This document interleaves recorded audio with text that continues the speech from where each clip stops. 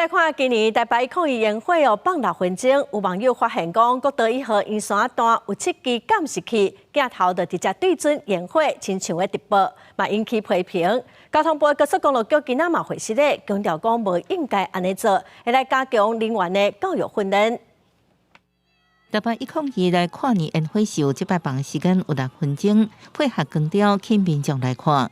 啊，毋过网友发现，放烟火时阵，国道1号圆山段12支监视器的镜头，竟然有7支直接转到烟火秀，亲像广播直播的做法引起讨论。先看路况是为了行车人的平安嘛，交通流量的问题嘛。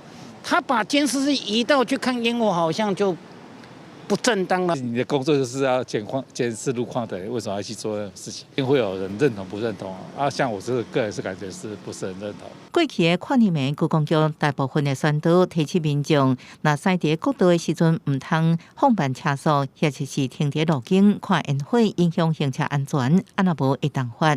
民众认为，即马监控人员做法确实观感无好。他把太多的摄影机都转到烟火那个地方去了。我有在特别告诫，会有民众担心说，我们会不会因为这样子就没有监视到国道的路况啊？其实我们还是有部分的摄影机在监看这个国道的行车状况，面的那些侦测器，埋设的一些侦测器，来侦测车流的速度、流量、密度。来决定说这个地方到底会有没有发生事故，有些问题产生，有时候因为不是那么准确，所以我可能需要用 CCTV 再做一次确认。学者认为，路况监测会用地面监测器为主，监视器监看做辅助，查看可能影响路况的因素。啊，毋过高公局回释咧强调，国道监视器会以车流监看为目的，不应该转向甲路况无关系事件顶悬，已经各界运作人员会搁加强人员的教育。